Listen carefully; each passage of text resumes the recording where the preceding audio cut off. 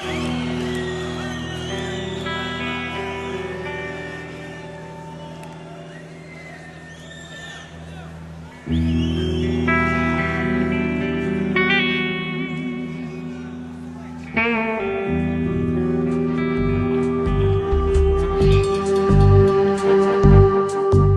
of Obama.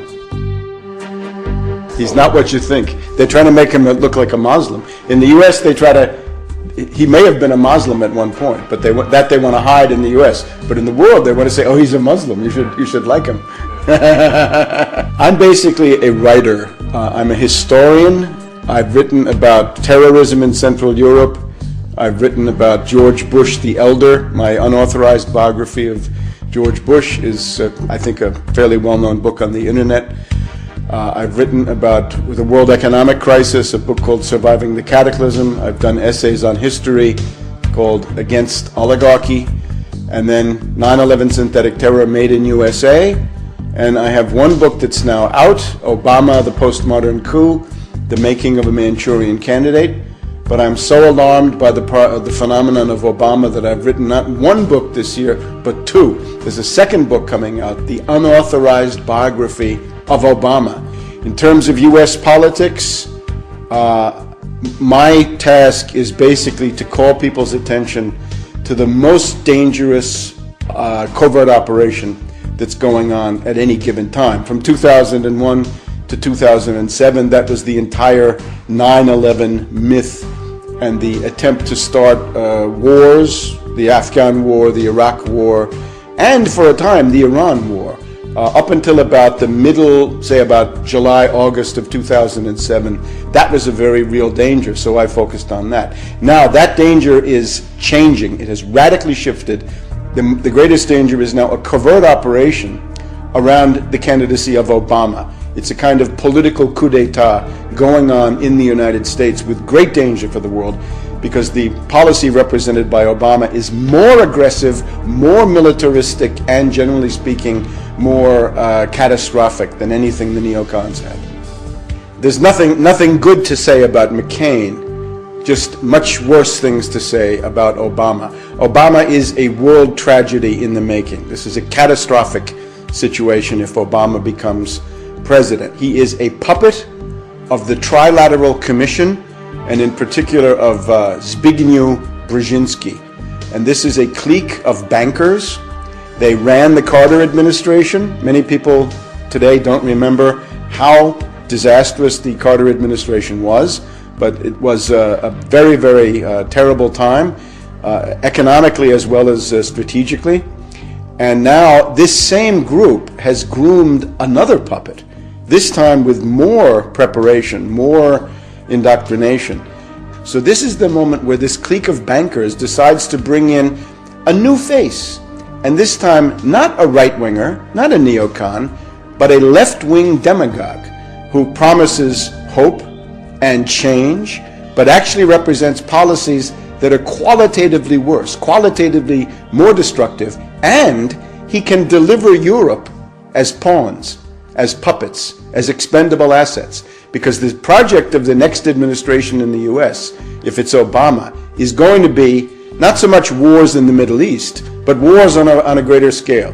Because Brzezinski says the center of power in the world is not Iran, it's Moscow and Beijing. And therefore, Brzezinski is determined to smash, essentially, Russia and China in the next period ahead in order to let the US-British world domination go on for another 100 years. Now that's the project. That's more ambitious than any neocon, and it's more adventurous, and it's more dangerous. So people in Europe had better wake up that silly romantic illusion they have about Obama is going to be suicidal for them if they don't understand this.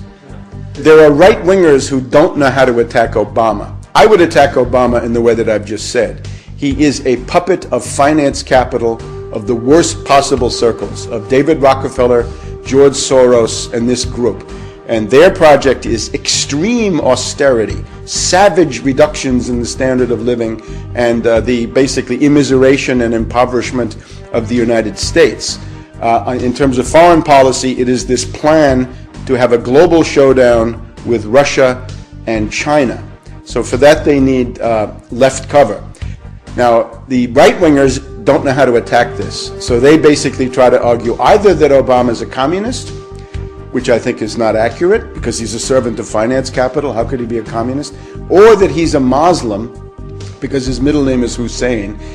He lived in Indonesia for a while, and he may indeed have considered himself a Muslim at some point in his life. I would, however, notice the two fathers that he had. He had a father, first of all, from Kenya, his biological father, who abandoned him, a guy called Barack Hussein Obama Sr., and then an Indonesian, a guy called Lolo Sotero.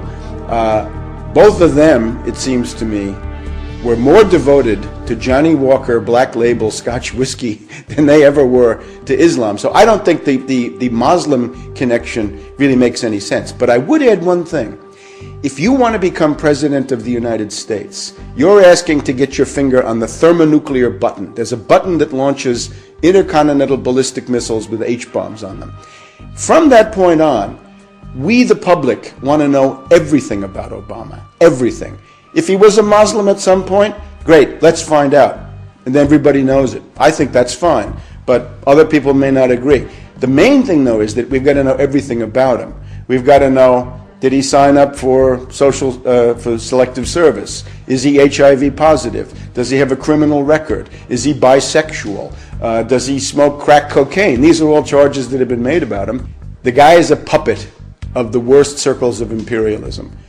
In other words, he's interested in the same imperialist project carried out in a much more effective and clever way, although ultimately in a more insane way. Let's just take the case of Iran. The neocon looks at Iran and says, somebody like McCain, right? He says, we want to bomb Iran. Brzezinski says, you're crazy. You can't do that. You're too weak. You're too bankrupt. You're too isolated. You're too hated. You know what you do with Iran, says Brzezinski? He says, I don't want Iran at war with the United States. I want Iran at war with Russia. Let's turn Iran into a tool, into a puppet, and play Iran against Russia. And Brzezinski said, I show you how to do that. I played Afghanistan against the Soviets, and I destroyed the Soviets. So if you look at Syria, the neocon looks at Syria and says, let's attack Syria. Brzezinski says, you're crazy, don't do that. Make a deal with Syria. There's a very important Russian naval base in a place called Tartus on the Mediterranean. And Brzezinski has just been in Iran. He went for the Rand Corporation a couple of months ago. The goal would be to get the Russians out of Tartus and try to turn Syria, if possible, against the Russians. So instead of having Muslims as being the target, the Muslims become cannon fodder for the project against Russia and China. Let's take Chinese Turkestan. Right? There's a Muslim minority there, the Uyghurs. Right? What's Brzezinski's plan for them? It's to have them fight and die in some kind of an insurrection. He's got an insurrection going in Tibet. The idea right now is forget about the target list that you've known. The target list is getting bigger. Let me add a couple of others to the target list. Let's take Sudan, Arab country, Arab League. Why is Sudan being targeted? What's the story with Darfur? Why are they doing that? Are they really concerned about a humanitarian emergency? No. They're concerned because 7% of the oil for China comes from Sudan. They're looking desperately for a pretext to go into Sudan, overthrow General Bashir, and cut off that oil going to Sudan. Now let's take the really big one.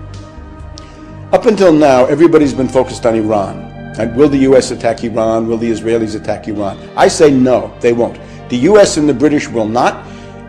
I can't exclude some Israeli crazy. That's possible. But I don't even believe it.